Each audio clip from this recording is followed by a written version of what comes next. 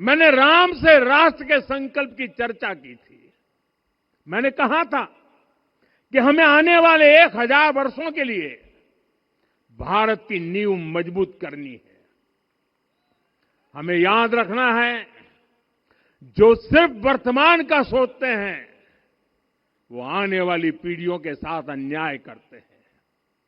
हमें वर्तमान के साथ साथ भावी पीढ़ियों के बारे में भी सोचना है, क्योंकि हम जब नहीं थे ये देश तब भी था, जब हम नहीं रहेंगे ये देश तब भी रहेगा।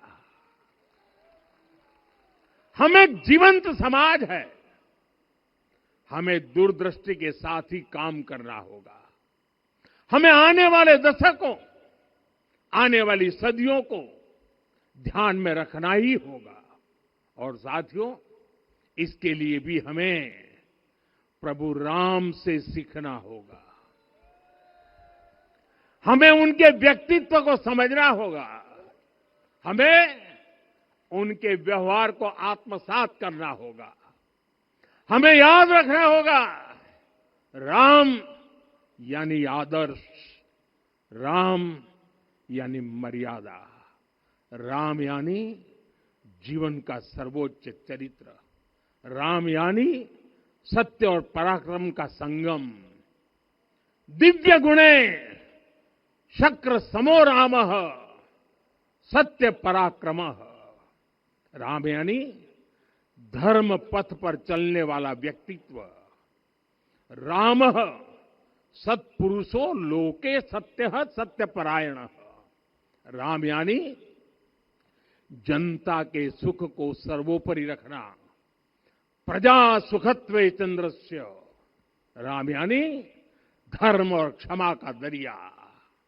वसुधाया क्षमा गुणे है।